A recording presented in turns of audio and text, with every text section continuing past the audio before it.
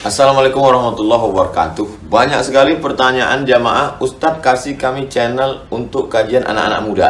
Di antara anak muda berasal dari Aceh, luar biasa, channelnya Maulizul Akbar Nak.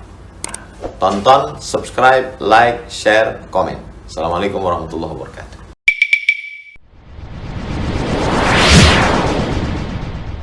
Assalamualaikum warahmatullahi wabarakatuh.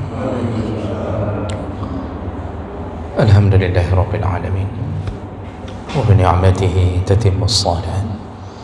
Asyhadu an la ilaha illallah wahdahu la syarika lah wa asyhadu anna Muhammadan 'abduhu wa rasuluhul karim. Allahumma shalli wa sallim ala nabiyyina wa sayyidina al-Mustafa Muhammadin wa ala alihi wa ashabihi ajma'in. Amma ba'd. Rabbi shrah li sadri wa yassir li amri wa hlul 'uqdatam min lisani yafqahu qawli. Segala puji bagi Allah, kemudian salawat dan salam kepada Rasulullah, pada keluarga dan seluruh sahabat-sahabatnya. Ya Allah, muliakan insyaallah bapak-bapak, ibu-ibu, jamaah salat maghrib dan Aisyah. Kita akan sambung pelajaran kita. Di pertemuan yang lalu kita membahas beberapa perkara seputar masalah zakat. Di antaranya hukum merekayasa atau hilah. Bagaimana hukumnya merekayasa zakat agar tidak terkena kewajiban zakat. Dan kita sudah bahas panjang lebar. Contohnya seseorang yang sengaja menjual atau menghibahkan hartanya ketika akan sampai haul, yaitu waktu kewajiban zakat. Dia jual sebahagian hartanya atau sebahagian kecil agar tidak terkena zakat. Ini namanya rekayasa, hilah. Contohnya ketika seseorang sudah memiliki 40 ekor kambing lalu kemudian sebulan lagi sudah sampai kewajiban zakat atau haul. Lalu supaya tidak terkena zakat di bulan yang akan datang, dia jual seekor kambing atau dia hadiahkan seekor kambing kepada saudaranya atau orang lain dengan tujuan supaya tidak terkena zakat. Karena kalau begitu sampai pada waktunya dan mencapai nisab 40 ekor wajib bayar. Nah, rupanya dia mengusahakan agar tidak sampai membayar zakat. Nah, ini namanya merekayasa. Hukumnya haram, berdosa, dan dia tetap wajib membayarnya dalam pandangan Hambali dan Maliki. Jadi walaupun dia rekayasa, tetap wajib dia membayarnya. Namun menurut mazhab Hanafi dan Syafi'i, walaupun direkayasa, kalau memang tidak mencapai nisabnya ketika datangnya haul, maka dia tidak perlu bayar zakat, tidak perlu bayar, gugur karena tidak mencapai nisab lagi. Namun dia berdosa, telah merekayasa supaya tidak terkena zakat. Lalu kita juga sudah bahas tentang apakah membayar pajak di dunia bisa menyebabkan gugurnya zakat. Artinya sudah bayar pajak, apakah masih wajib bayar zakat? Ini kita juga sudah bahas. Saya ulang sedikit. Masalah pajak dan zakat adalah dua perkara yang tidak saling berhubungan. Pajak itu ketetapan negara berhubungan dengan urusan dunia, juga hasilnya tidak diperuntukkan untuk fakir dan miskin, tapi untuk kemaslahatan negara. sedangkan zakat adalah perintah Allah, diperuntukkan kepada fakir, miskin dan orang-orang yang telah ditunjuk demi kemaslahatan mereka. Dengan begitu pajak dan zakat tidak saling berhubungan. Oleh karena itu, yang sudah bayar pajak tetap wajib bayar zakat. Jadi jangan sampai mengira bahwa kalau sudah bayar pajak tidak wajib lagi bayar zakat. Kalau kita balik, apakah yang sudah bayar zakat masih tetap wajib bayar pajak? Ya, seharusnya bagi kaum muslimin yang sudah bayar pajak, yang sudah bayar zakat, seharusnya dikurangi pajaknya. Seharusnya ya, karena di dalam hartanya itu ada zakat, dan zakatnya 2,5%. Bahkan zakat bisa lebih besar, Pak. Pajak bisa lebih besar. Seharusnya seorang mukmin yang diberi kekayaan oleh Allah sudah bayar zakat, selayaknya dikurangi pajaknya. Tapi saya tidak tahu persis apakah kebijakan ini dijalankan atau tidak ya. Karena negara kadang-kadang mengutip dari rakyatnya ya, dengan beban yang telah disesuaikan dengan kebijakan negara. Baik, kita lanjutkan berikutnya hukmu man mata wa alaihi zakatu amwalih, hal tuskitu zakah bil maut. Apa hukumnya orang yang meninggal dunia dan dia belum membayar zakatnya, zakat hartanya, apakah gugur dengan kematiannya? Ya, artinya apakah zakatnya gugur beserta dengan kematiannya?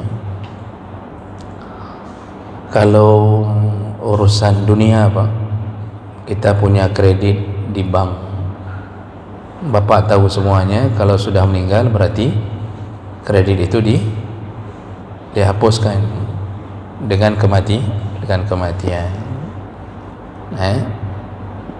Tapi kalau orang yang mendapatkan kewajiban membayar zakat selama hidupnya lalu meninggal dunia dan belum sempat dia membayarnya, apakah zakatnya juga gugur? Nah, ini yang dibahas ya. Ada dua pandangan dalam masalah ini. Yang pertama, pandangan jumhur ulama.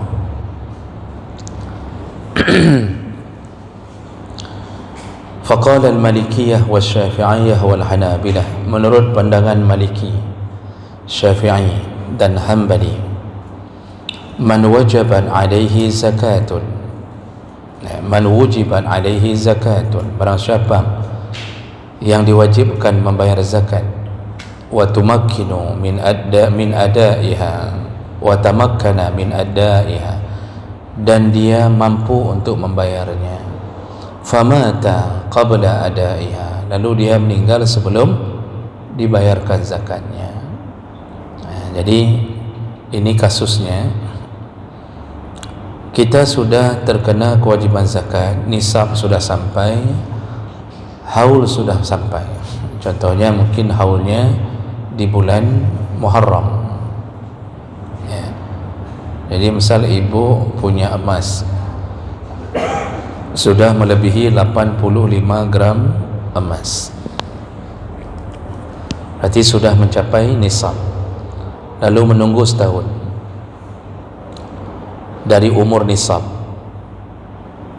Setelah nunggu setahun sudah sampai haul, tapi kita sengaja tidak bayar. Jadi seharusnya bayar zakat itu di bulan Muharram misal, sampai ke Rabiul Akhir kita belum membayar, padahal kita kan sudah belajar tuh, bayar zakat itu disegerakan, alal faur, disegerakan. Kalau bisa hari ini terkena kewajiban zakat, besok langsung bagi zakatnya, disegerakan. Tidak boleh menunda-nunda pembayaran zakat. Makanya menyimpan zakat orang terlalu lama pun berdosa bagi pengurus atau panitia, ya. Karena zakat itu dia harus segera didistribusikan, tak boleh ditunda. Itu dosa itu, karena di dalam harta orang itu ada harta orang miskin, ada harta fakir, ada harta orang-orang fisabilillah yang 8 kelompok. Sudah berbulan-bulan, bertahun-tahun di tangan kita atau di Baitul Mal, tidak kita bagi-bagi, itu dosa, ya. Wajib keluarkan zakat segera. Itu yang sudah kita pelajari sebelumnya. Anjir tunda-tunda, ya. Nah, kita mau bayar sendiri boleh, nak mesti melalui Baitul Mal, itu juga kita sudah belajar. Bulan Muharram sudah terkena kewajiban zakat, sampai ke Rabiul Awal kita menunda-nunda, tidak bayar-bayar. Padahal uang ada, uang atau benda yang kita akan bayarkan itu ada, tapi kita tidak bayar, lalu meninggal.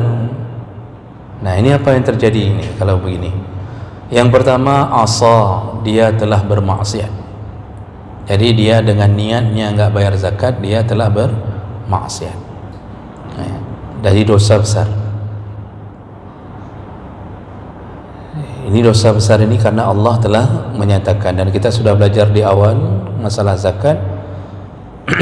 Yang meninggal, yang mati tidak bertaubat di atas harta yang diwajibkan zakat, maka dia di alam kubur disiksa Allah dengan menghadirkan ular yang disebut Suja' al-Aqra', ya.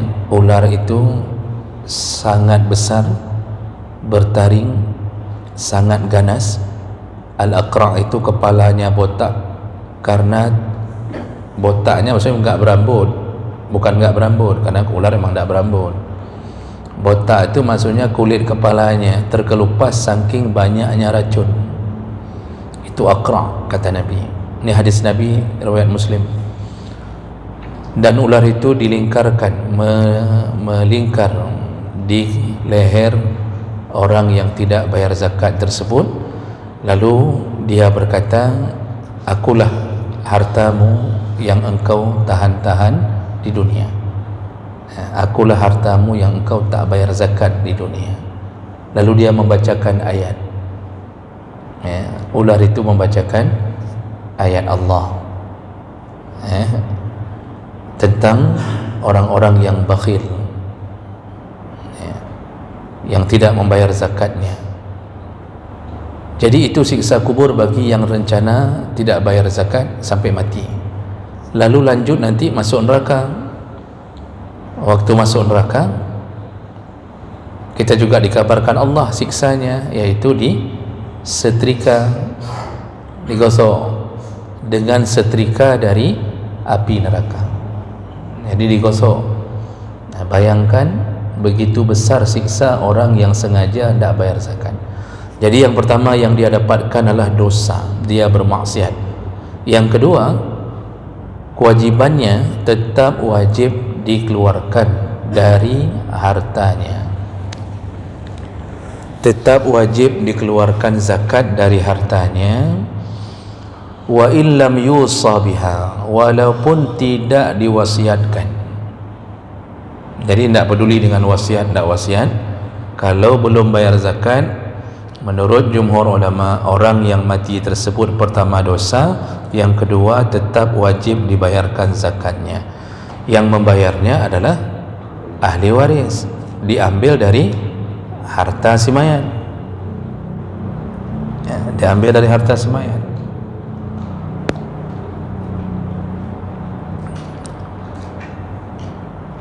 Jadi tidak gugur zakat itu dengan kematiannya.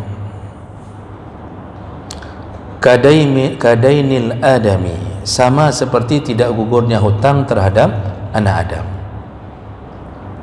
Hutang dengan Allah berupa zakat tidak gugur dengan kematian, tidak terhapus, tetap wajib bayar. Sama seperti tidak gugur hutang dengan sesama manusia. Jadi kan gara-gara mati hutang beres, nah, Makanya orang kadang-kadang Pak, kalau ilmunya tidak ada, imannya tipis sekali, melarikan diri dari hutang dengan cara bunuh diri. Dipikir kalau sudah bunuh diri lepas, udah beres, anak payah bayar li. Yang hutang itu tetap wajib bayar, ditambah dosa bunuh diri. Inilah bujukan-bujukan syaitan yang membuat orang masuk neraka dengan tipisnya akidah dan iman yang dimilikinya. Itu di kota-kota besar Pak, kalau udah terlilit utang bunuh diri, tinggalkan pesan di atas kertas. Jadi ini syaitan tertawa riang gembira melihat keadaan seperti ini. Hutang tidak selesai, tetap wajib ditagih di akhirat, kemudian dia mendapat dosa membunuh dirinya sendiri. Nah, jadi tidak gugur zakat, wajib tetap bayar. Dan berdosa bagi yang merencanakan tidak bayar selama hidupnya. Berbeda dengan orang yang dia merencanakan bayar, cuma keburu meninggal. Contoh, nisab sudah sampai, emas sudah mencapai 85 gram emas, lalu menunggu setahun, yaitu haul nisabnya emas, ulang tahunnya si nisab emas. Hari ini sampai haulnya, kita rencana besok langsung kita bayar. Ini sudah sampai haul, rencana kita besok kita bayar. Rupanya izin Allah, takdir Allah, kita meninggal nanti malam. Besok rencana kita bayar, untuk malam meninggal. Berarti di dalam hati memang rencana mau bayar, cuma duluan meninggal. Ini tetap wajib dibayarkan oleh ahli warisnya, diambil dari harta peninggalannya, bayar zakat itu, namun tidak berdosa, tidak dosa. Kenapa? Karena niatnya memang tidak ada niat untuk meninggalkan zakat.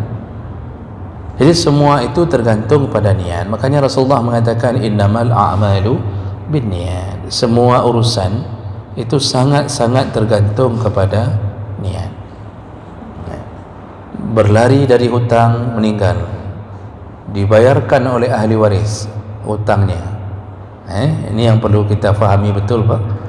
Ini misal kita meninggal, hutang banyak, hutang kepada manusia banyak, lalu meninggal. Selama hidup memang kita tidak ada rencana bayar hutang, tidak ada rencana, lari sana lari sini, ada hutang peluang. Ketika meninggal, berarti meninggal membawa hutang. Tapi anak-anak kita berbuat baik, akhirnya mereka menyelesaikan hutang-hutang ayahnya semuanya dengan harta si ayah. Pertanyaannya, apakah dengan dibayarkan hutang-hutang tersebut oleh anak-anaknya gugur dosa-dosanya atau tidak? Nih si mayat nih, si mayatnya cihana rencana bayar hutang, yang bayarkan hutang setelah dia meninggal anak-anaknya. Jadi si mayat ni sampai mati pun tak ada rencana bayar hutang. Dengan dibayarkan hutang-hutang oleh anak-anaknya, gugur tidak dosa-dosa dari si orang meninggal itu? Apakah orang mengatakan bahwa alhamdulillah sudah selesai hutangnya, ayah sudah selamat insya-Allah di kuburan? Apakah benar begitu? Jawabannya tidak. Tidak gugur dosa itu. Yang gugur cuma hutangnya. Dosa di bawah mati karena dia dari dirinya sendiri tidak ada niat untuk bayar hutang. Jadi begitu juga dengan ini Pak. Selama hidup tidak pernah bayar zakat, sampai mati sudah diingat-ingatkan sama orang kau bayar zakat, selalu dia menolak-nolaknya. Artinya Allah pada fikir yang penting dah sedekah. Sedekah bukan zakat. Sedekah sunnah itu bukan sedekah wajib. Dia mati dalam keadaan tidak ada rencana bayar zakat, sudah bertahun-tahun, lalu meninggal dunia. Ketika meninggal dunia, ahli waris mengambil dari hartanya, lalu membayarkanlah zakat untuknya. Dia bayarkan zakat. Pertanyaannya sama, dengan dibereskan zakat oleh ahli warisnya, apakah menggugurkan dosa dari orang yang meninggal tadi? Jawabannya tidak. Semua tergantung pada niat. Itulah bahayanya kalau berniat buruk sebelum meninggal dunia. Makanya sebelum meninggal itu harus segera berniat taubat. Tapi betul-betul niat taubat. Jangan begitu dibilang segera niat taubat, dia niat terus ku taubat. Tengah berbola. Itu berarti tidak mencukupi niat taubat. Jadi kalau yang namanya niat taubat, taubat dari segala hal, mengambil kembali, mengqadha kembali perintah-perintah Allah, lalu kemudian meninggalkan semua maksiat yang pernah dia lakukan, itu harus segera, harus segera. Jangan sampai duluan mati dengan tidak ada niat taubat. Jadi niat ini menentukan sekali nasib kita di akhirat. Bahkan dalam hadis Aisyah disebutkan bahawa ketika Aisyah menanyakan kepada Rasulullah, ketika Rasulullah mengatakan bahawa waktu terjadi perang, waktu terjadi penyerbuan terhadap Kaabah di masa lahir Nabi, disebut tahun gajah, kan Raja Abraha datang dengan pasukan ingin menghancurkan Kaabah. Karena kecemburuannya tidak ada yang mendatangi Yaman, semuanya ke Mekah karena ada Kaabah, walaupun waktu itu syariat belum diterapkan. Jadi dia merencanakan menghancurkan Kaabah dulu supaya orang mau ke Yaman. Sampai di Yaman itu, karena Raja Abraha ini di Yaman, sampai di Yaman itu dia buat gereja yang paling besar, yang paling megah di zamannya. Gereja itu diberi nama Qulais, gereja Qulais, tinggi sekali, besar sekali, tapi tetap orang enggak datang. Sampai gereja Qulais itu dijadikan tempat tempat orang marah sekali Abraha sampai rencana menghancurkan Kaabah. Nah, dalam hadis Aisyah disebutkan Rasulullah mengatakan ketika datang pasukan Abraha sudah memasuki area perbatasan, masuk ke area mau ke kota tempat letaknya Kaabah itu, di situ penduduk-penduduk sudah bercampur baur, sudah mulai bercampur baur dengan pasukan. Artinya karena banyaknya pasukan itu, sehingga penduduk-penduduk Mekah pun di situ pun di pasar-pasar sudah bercampur-campur dengan pasukan itu. Mereka tidak menghalanginya karena tidak mampu menghalangi pasukan besar itu. Dikirimkanlah burung, apa namanya? Bukan burung ababil Pak, namanya Pak. Ini yang perlu diperbaiki sejarah kepada anak-anak kita. Itu bukan burung ababil. Ababil itu menggambarkan tentang keadaan datangnya burung. Ababil itu artinya bergerombol-gerombol, artinya datangnya berombongan sampai menghitamkan langit. Tapi guru-guru kita kadang-kadang memberi nama burung ababil, padahal ababil itu datangnya berombongan, bergerombolan, jadi tidak terpisah-pisah datangnya, segoja truk goreng gedanya kayak apakah bawahnya burung ababil, bukan. Tidak ada dalam bahasa Arab yang namanya burung ababil, tidak ada. Jadi burung itu burung apa? Dalam tafsir disebutkan burung yang disebut burung gereja bahasa Indonesia. Apa burung najian? Cici mita hitam, burung gereja apa yang hitam itu? Apa namanya? Bahasa Indonesia burung gereja biasa disebut, karena dia sering di puncak-puncak gereja dia ini kan. Nah burung itu Pak, yang burung sering terbang di langit warna-warna hitamnya Pak, burung yang ada di dalam gambar agar-agar yang burung yang Pak, cici muju-muju pokoknya itulah.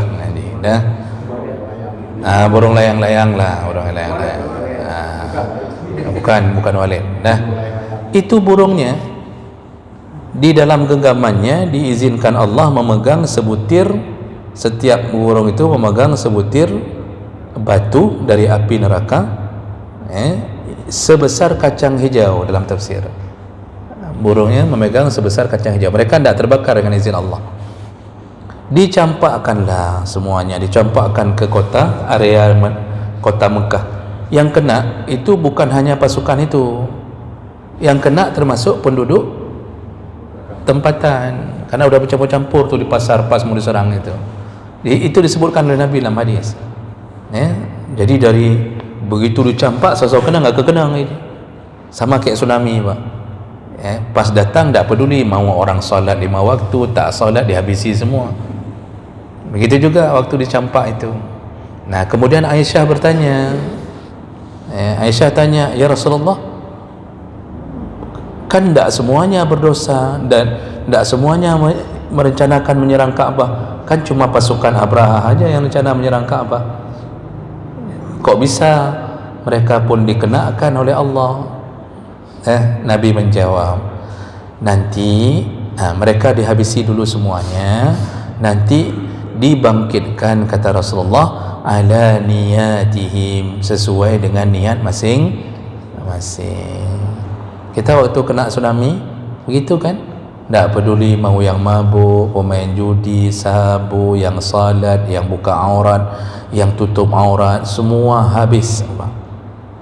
Nanti bedanya di mana? Waktu bangkit, hari kebangkitan, bangkit di atas niat masing-masing. Maka yang sedang menuju untuk salat duha meninggal, dia bangkit berarti ingin melakukan kebaikan. Yang pagi minggu itu 26 Desember itu ada yang rencana bermaksiat, bangkit sesuai dengan niatnya masing-masing. Jadi niat itu menentukan. Jadi jangan fikir ketika sudah dibayarkan hutang oleh anak-anak kita, gugur dosa kita otomatis. Tidak. Semua ditetapkan di atas niat. Maka jangan meninggal kecuali dengan niat yang baik. Kan Allah mengatakan, wahai orang-orang yang beriman, la tamutunna, janganlah engkau sekali-kali mati illa wa antum muslimun, kecuali kalian mati dalam keadaan muslim. Maksudnya muslim, ya kita semua sudah muslim, tapi bukan itu maksudnya. Yang maksud lebih utama, janganlah engkau mati kecuali engkau sedang melakukan kebiasaan-kebiasaan muslim. Jadi seakan-akan Allah menyerahkan kematian itu pada kita. Baik mati apa? Kecuali dengar kabut amai-amai tiro muslim. Matilah sedang salat, mati menuju mau salat, mati pulang dari masjid, mati setelah pengajian, mati habis sedekah, mati nanti dengan niat besok mau cari nafkah untuk anak isteri, mati dalam keadaan sedang melakukan kebiasaan orang Islam. Itu makanya niat itu penting sekali. Ini mati sedang menuju ke medan, dalam hati ingin menemui selingkuhan, tertabrak di Kuala Simpang, matinya dalam keadaan niatnya ingin selingkuh. Nah ini penting Bapak Ibu untuk jaga. Dengan begitu maka tetap tidak gugur zakat bagi yang meninggal dunia, walaupun dia tetap wajib dibayarkan oleh ahli warisnya dari harta warisan. Habis bayar harta warisan, habis bayar hutang, baru laksanakan wasiat. Kalau ada sisa, itulah yang jadi bahagian warisan. Jadi ahli waris jangan coba-coba bagi warisan kalau si mayat masih meninggalkan hutang. Nah, menurut mazhab Syafi'i, baik hutang ke Allah maupun hutang kepada manusia itu wajib dibayar, bahkan yang lebih utama taqdimu dainillah ta'ala, lebih utama dahulukan dulu bayar hutang kepada Allah. Hutang kepada Allah itu yang sifatnya begitu, Pak. Belum bayar zakat, ada sumpah yang pernah dilanggar, belum dibayarkan kafarahnya. Nah itu hutang-hutang ke Allah. Yang sudah pernah mampu haji, tapi sengaja tidak mendaftar, sudah pernah kaya tapi tidak daftar haji, lalu kemudian miskin, berarti sudah pernah terkena kewajiban haji, tidak daftar haji, mati, itu hutang. Maka menurut jumhur ulama wajib dibadalkan hajinya oleh ahli keluarganya dari harta si mayat. Ini wajib. Habis bayar hutang Allah, bayar hutang manusia. Habis bayar hutang manusia, habis harta warisan, tidak ada harta, maka tidak ada warisan. Nah, lalu muncul kasus lain. Habis bayar hutang Allah, zakat sudah selesai semuanya, lalu bayar hutang manusia. Habis bayar hutang manusia, hansip peng, harta si mayat tidak cukup untuk bayar hutang. Pertanyaannya, wajibkah anak-anaknya mengambil harta mereka untuk membayar hutang-hutang ayahnya yang meninggal? Tidak wajib. Tidak wajib. Ya sudah, ayah nanggung resiko. Kecuali ayahnya berhutang dulu, berhutang untuk menghidupi mereka, itu baru anak-anak wajib membayarkannya. Tapi hutang ayah bukan hutang menghidupi mereka, hutang bisnis dulu, hutang galak mutang, memang orangnya galak mutang. Meninggal, habis harta warisan, belum cukup bayar, maka anak-anak tidak wajib membayar hutang ayahnya. Oh, rupanya anak-anak berbuat baik, ya sudahlah, kan itu kan ayah kita juga, kita bayarkanlah hutang semuanya. Nah, anak-anak ini berarti telah berbuat kebaikan untuk ayahnya, tapi tidak wajib. Makanya risiko besar, Pak. Utang piutang itu risikonya besar sekali. Apalagi kalau punya anak ancur-ancuran, Pak. Jangankan bayar utang, langsung dibagi warisan. Ipajo juga roy. Kita di kuburan muallaqah, kata Rasulullah, kita itu terkatung-katung sehingga dibayarkan oleh ahli waris utang kita. Jadi terkatung-katung itu maksudnya tidak diberikan kebaikan oleh Allah, amal saleh kita ditunda oleh Allah akibat hutang kita tidak dibayar. Makanya wasiatkan, Pak. Kalau perlu jangan wasiatkan, masih hidup bayar. Jadi jangan bilang begini, nanti kalau ayah meninggal bayar hutang ya, sekarang bayar, ini pulang pengajian ini langsung bayar. Bukan mewasiatkan kabayi hutang dong, kabayi hutang dong, bayar di masa hidup. Dah. Terakhir, satu-satunya mazhab yang mengatakan gugur zakat dengan meninggal, satu-satunya mazhab yang mengatakan gugur zakat dengan meninggal adalah mazhab Hanafi. Jadi mazhab Hanafi mengatakan tusqitu anhu az-zakat bil maut, gugur zakat, digugurkan zakat dengan kematian, illa ayyusa biha wasiyah, kecuali diwasiatkan. Jadi maksudnya si mayat sebelum meninggal pernah mewasiatkan kalau ayah meninggal tolong bayar semua zakat. Menurut mazhab Hanafi cuma itu yang wajib bayar. Kalau tidak diwasiatkan berarti tidak wajib bayar. Nah, dari dua pandangan ini tentu yang paling berhati-hati dan lebih selamat adalah pandangan pertama, yaitu tetap wajib membayarkan zakat bagi si mayat yang masih tertinggal zakatnya. Namun dosa tidak bisa gugur kalau si mayat berangkat dengan niat tidak ada rencana bayar zakat.